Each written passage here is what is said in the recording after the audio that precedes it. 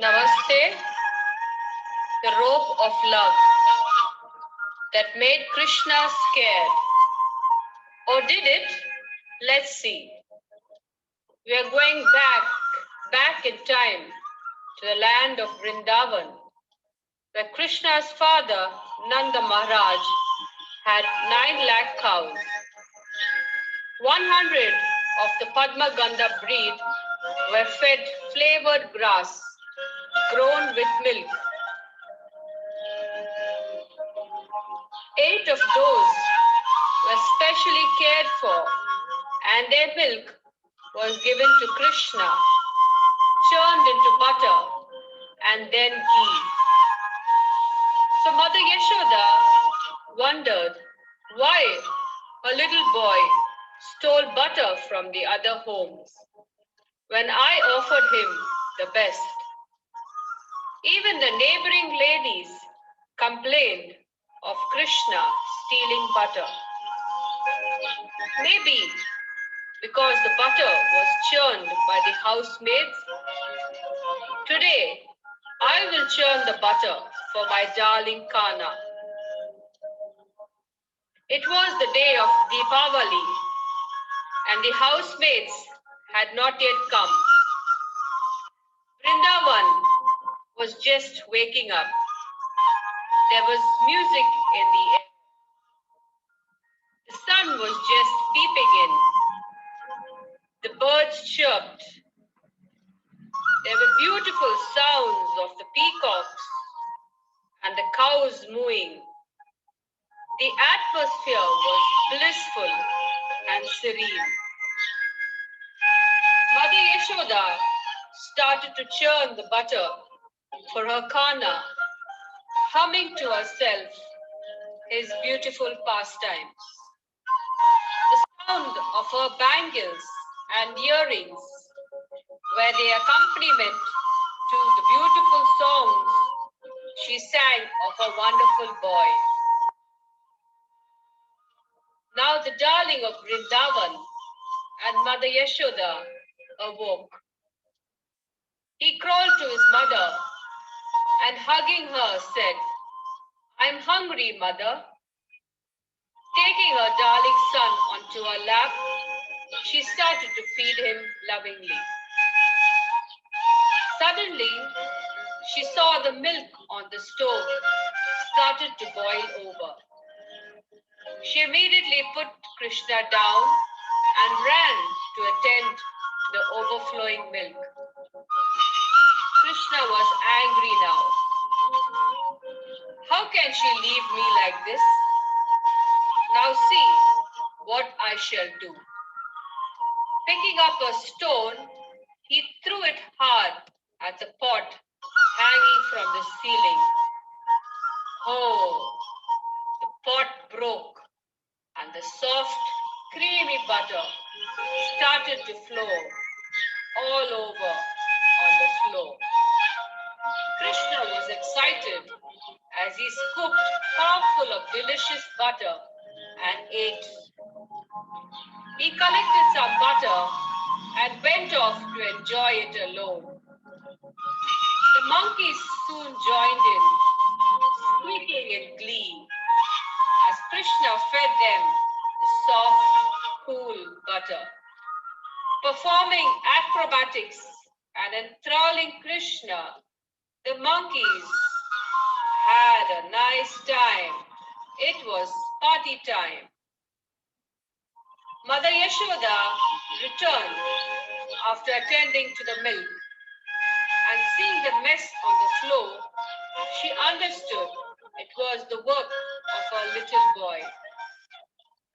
Picking up a stick, she slowly, quietly followed the butter footsteps that Krishna had left on the floor. She found him sitting on the wooden grinding mortar, feeding butter to the monkeys. The monkeys, seeing Mother Yashoda approach with a stick in her hand, they started to flee in all directions, squeaking and squawking. Krishna was caught from behind. but he manages to escape Mother Yashoda's grip. Mother Yashoda chased him all round the house, through the rooms, out into the courtyard, and finally managed to catch him. "Ma," he pleaded. Seeing that her son was afraid, she threw away the stick, but decided to tie him up. She collected some rope and started to bind Krishna. "Ma, please, Ma," he pleaded. "Don't tie me up." The other neighboring gopis who had gathered there also asked Mother Yashoda not to tie up a little boy. But Mother Yashoda was firm. "No, no, I have to teach him to be a good boy." "Who else will teach you, my darling son?" So Krishna was bound up, and before Mother Yashoda went off to attend to the festival preparations, she warned Krishna, "You stay here, tied up, and be a good boy. I will attend to some of my work and return to release you. Don't you go anywhere." Just as Mother Yashoda left, Krishna wanted to have some more fun. He crawled out to the courtyard where the twin Arjuna trees stood. While a few of his friends watched him crawling, pulling the grinding motor behind him, it was a sight. The boys giggled among themselves, watching what he was going to do next. The twin Arjuna trees were two devatas, Manigriva and Nalakuvera, the sons of Kuver, the devata in charge of wealth.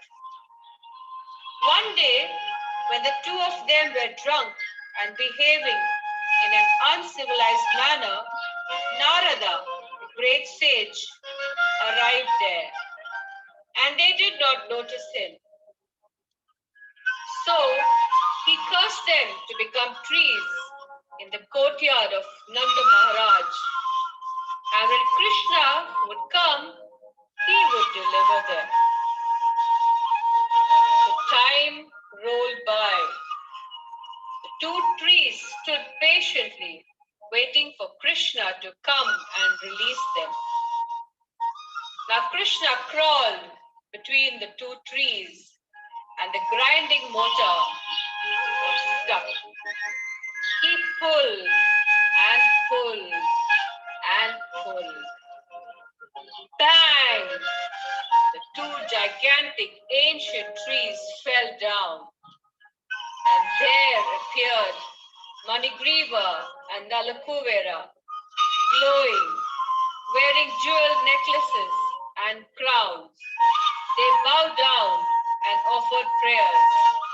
Krishna blessed them, and they returned to their father's heavenly kingdom. Hearing the loud sound of the crashing trees, Nanda Maharaj and the neighbors hurried to see what had happened. He untied his little boy and, taking him in his arms, inquired with the children what had happened. "Krishna! Krishna pulled the two trees down." Nanda Maharaj wondered, "How can my little boy do such a thing?" And off he went to inquire with Mother Yashoda why his darling son was tied to the grinding motor in the first place. Do you know, Krishna, bound up by his mother, received a new name? Damodar. In Sanskrit, Damo means rope and Udar means belly. One whose belly is bound with rope, the rope of love. So, was Krishna scared? Also, the entire month of Kartik is dedicated to Krishna, Lord Damodar. Devotees all over the world offer a ghee lamp every day to Damodar, singing the glories of this pastime in a prayer written by Satyavrata Muni, known as the Damodashtaka. You could also every day celebrate the Damodar Leela and offer a ghee lamp reciting this prayer.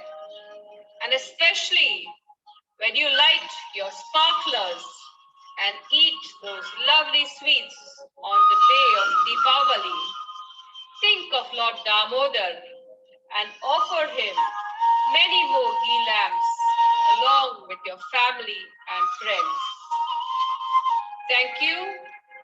Please share and subscribe. Namaste.